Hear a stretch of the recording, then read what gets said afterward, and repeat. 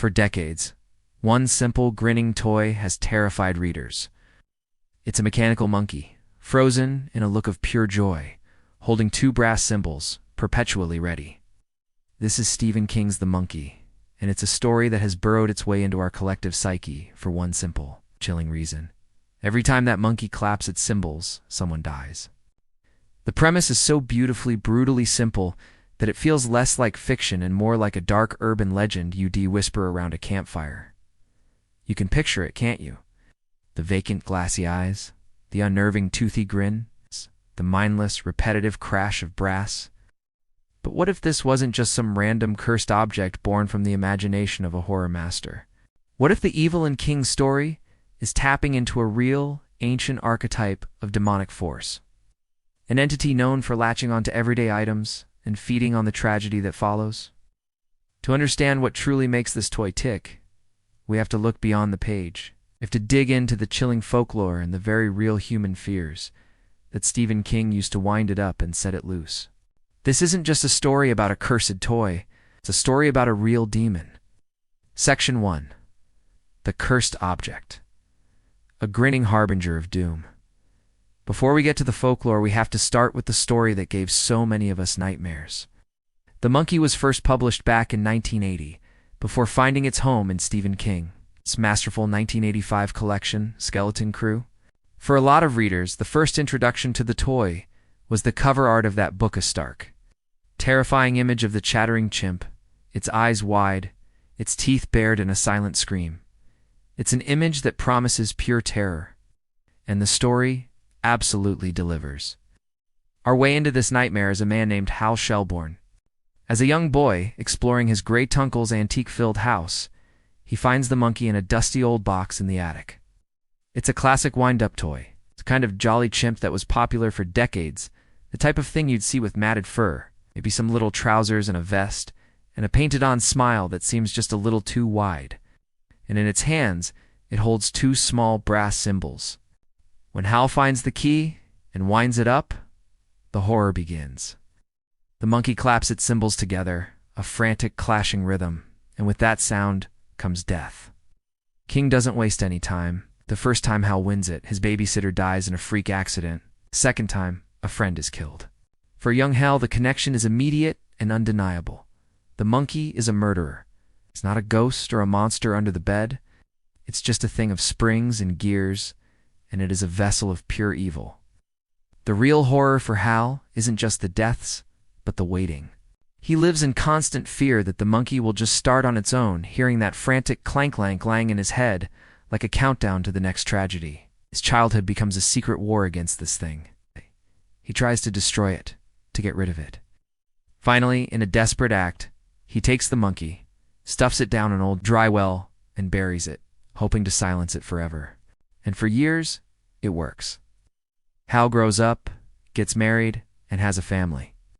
The memory of the monkey fades into just a bad dream. But in Stephen King's worlds, evil has a very long memory. Years later, Hal is a husband and a father to two sons. His past comes crashing back when, while clearing out his family's old home, his son Petey comes running to him with a triumphant find. He's discovered an old box of junk in the attic. From its depths, he's pulled a dusty, grimy toy. The monkey is back. And it isn't long before the cymbals begin to clap again. The story shifts from a childhood horror to a desperate adult's race against time. The deaths start again, each one random and senseless. A dog runs into traffic. A beloved aunt has a fatal heart attack. Hal knows the monkey is tied to him, and now its evil is threatening his own family. He's trapped in a cycle of generational horror, forced to fight the same grinning demon that stole his childhood. The story's climax is a testament to a parent's desperation. Hal takes the monkey to a vast, remote lake, rowing out to the deepest part and sinking it, watching it disappear into the black water. It's a place that haunts his family's history, with King implying it might be connected to where his own father vanished years before. Hal prays it's finally over. But the story's final lines are a newspaper clipping, describing how strange things have begun washing ashore on the lake's far side, including, perhaps, a small toy, now waiting for a new owner. The curse isn't over, it's just moved on. Be sure to like, subscribe to Is It Real, and share this video. But if you choose to ignore me, well, let's just say you've been warned. You're watching Is It Real? Don't forget to subscribe, like, and share, unless you want to regret ignoring me. Section 2. The Folkloric Roots. Unwinding the ancient evil to really get the horror of the monkey. You have to look past King's story and into old folklore about cursed objects. King didn't invent this idea. He just tapped into a primal fear that's as old as we are. The key isn't that the monkey is the demon. The monkey is the vessel. This concept is a classic in ghost stories all over the world. An object, something totally mundane, becomes a conduit for a spirit to mess with our world. Think of the infamous Dybbuk box, a wine cabinet from Jewish folklore that's said to hold a malicious spirit that brings bad luck to whoever owns it. Or consider Robert the Doll, a kid's toy in a sailor suit that's said to move on its own and curse people who disrespect it. In these legends, the object isn't the evil, it's the anchor, the microphone through which something malevolent speaks. King's monkey fits right into this tradition. It's a haunted artifact, a physical shell for a predatory force. But why a monkey? King's choice was genius because he was playing on a weird cultural feeling. The jolly chimp toy became popular in the 1950s. With its wide eyes, weird clothes, and repetitive mechanical motion, the toy is a perfect resident of the uncanny valley, that creepy space where something looks almost human, but not quite, and it just makes your skin crawl. Its frantic energy, the way its eyes sometimes bulge, turns what should be joy into a manic, unsettling performance. It's a mockery of life. These toys were already considered creepy long before King's story, even showing up in movies like Close Encounters of the Third Kind, where their random activation signals something strange is about to happen. The symbolism of the monkey itself is also powerful. In many cultures, monkeys are tricksters. They're smart, but they're also chaotic. In some legends, a monkey's curiosity is what brings disaster to humanity. This duality makes it the perfect symbol for the kind of evil in King's story, an evil that hides behind a playful, almost funny mask. But the most direct ancestor to the monkey is a story written nearly 80 years earlier. W. W. Jacobs' 1902. Horror masterpiece, The Monkey's Paw. You can't overstate this story's influence, and its DNA is all over King's tale. It's a grim cautionary tale that basically created the template for the cursed object story. The plot is simple. A family gets a mummified monkey's paw that grants 3 wishes. The man who gives it to them warns them it brings nothing but sorrow, but they don't listen. Their first wish is for £200. The next day, they get their money as compensation after their son is killed in a horrific accident at work. Racked with grief, the mother forces her husband to use the second wish, for their son to be alive again. A few minutes later, there's a slow, deliberate knocking at the door. The father is paralyzed with a new kind of terror, imagining the mangled corpse of his son standing outside. As his wife scrambles to open the door, he makes his third and final wish. The knocking stops. The street outside is empty. The horror of the monkey's paw is how it cruelly twists your desires. It's a powerful warning against tempting fate. Section 3. The author as alchemist. Forging trauma into terror. Stephen King is a master at taking old ideas and making them terrifyingly new. With The Monkey, he took the blueprint from the monkey's paw and re-engineered it into something more modern, more psychological, and way more bleak. Let's look at the parallels. Both stories have a cursed monkey artifact that brings tragedy. Both are warnings about forces beyond our control. But the differences are where you see King's genius. The monkey's paw is about temptation. The family chooses to make wishes. Their tragedy is, in a way, self-inflicted. The horror is transactional. You ask, you get. You pay a terrible price. King's monkey is different. It doesn't grant wishes. It doesn't make bargains. It just deals death. Its clanging cymbals aren't a response to human desire. They're a declaration of its own will.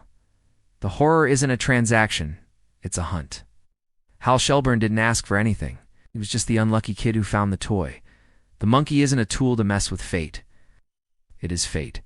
This shifts the theme from a story about greed to a terrifying story about random, inescapable doom. You can't outsmart it. You can't bargain with it. You can only run. And this is where King brings in his most powerful and personal theme: generational trauma. The monkey isn't just a cursed object. It's the physical form of a curse passed down through a family. Hal inherits this thing. It belonged to his absent father, a man who himself disappeared under mysterious circumstances. The monkey's a toxic inheritance. It's the family secret, the skeleton in the closet made terrifyingly real. It's the embodiment of unresolved pain and darkness that one generation passes to the next. Hal's entire life is defined by this toy. His childhood was a lonely war against it. His adulthood is a desperate race to protect his kids from it. The terror he feels when his son finds the monkey is double-sided. It's the fear of the toy. But it's also the deeper fear of a father realizing he can't protect his child from the demons of his own past. This is a theme all over King's work, from the alcoholism in The Shining to the ancient evil in it. King is fascinated by the idea that the horrors of the past are never really buried. If you're digging this look into the real stories behind the fiction, take a second to subscribe and hit that notification bell. We're always exploring the secrets behind the horror you love, and you won't want to miss what's next. Section 4. The Monkey's Legacy. From Page to Scream. The monkey is a star player in a long horror tradition, the evil toy. From Living Doll in the Twilight Zone with the menacing talkie Tina, to Chucky in Child's Play, to the genuinely unsettling Annabelle doll. The idea of a child's plaything turned evil is a classic trope. It works because it takes the ultimate symbol of innocence and twists it into a threat. A toy is supposed to be a protector. When it becomes the monster, it feels like a deep violation of the natural order. What makes King's monkey stand out is its pure ambiguity. Chucky is a serial killer's soul in a doll. Annabelle is a conduit for a demon. You can sort of understand their motives. King's monkey is something else entirely. It's more primal. Its only motive seems to be causing death. It doesn't talk. It doesn't have a personality. It's just a relentless, unthinking engine of destruction, which somehow makes it even scarier. It doesn't want your soul. It just wants you dead. The story's influence is so strong, it has weird echoes in horror movies. The most notable is the 1984 film The Devil's Gift, where a mom buys her son a cymbal-banging monkey that starts causing fatal accidents. While not a direct adaptation, it borrows so heavily from King's story, it feels like a spiritual cousin. And now, the monkey is about to start clapping for a whole new generation. A major film adaptation of The Monkey is coming in February 2025. Written and directed by Osgood Perkins, who is known for his dread-filled films like Longlegs. The film stars Theo James as both Hal and his twin brother Bill, which suggests the movie will lean heavily into those themes of family and inherited curses. Early details reveal one fascinating change. The monkey in the film will bang a drum, not cymbals. This is reportedly because the cymbal-clapping monkey toy was trademarked by Disney for its appearance in Toy Story 3. It's a small change, but the rhythmic, primal beat of a drum could be just as terrifying. Perkins has said he wants to embrace the playful and batshit insane quality of King's work. The ultimate seal of approval came from Stephen King himself, who, after seeing the film, reportedly called it batshit insane and totally original. For fans, that's about the highest praise you can get. It seems like the movie is poised to capture not just the jump scares, but the slow, creeping dread of an evil you can't reason with, inherited from a past you can't escape. Conclusion: the lasting terror. So, is there a real demon in Stephen King's The Monkey? The answer is more complex and terrifying than a simple yes. The entity in that grinning toy is unto the demon with a name you can look up in some old book. It's a composite nightmare, a fusion of fears, both ancient and deeply modern. The demon in The Monkey is born from folklore, from age-old tales of cursed objects. It carries the DNA of the monkey's paw, echoing its warning about forces we can't understand. It's animated by the creepiness of the uncanny valley, brought to life in a toy that was unsettling long before it started killing people. But most importantly, the true demon that gives the monkey its power is the very real demon of generational trauma. The toy is a vessel, not just for a supernatural evil, but for the inherited pain, guilt, and fear that passes through a family like a disease. It is the curse of the father visited upon the son. Hal's battle isn't just against a monster, but against his own history. Knowing this doesn't make the story less scary, it makes it deeper. The monkey is no longer just about a haunted toy.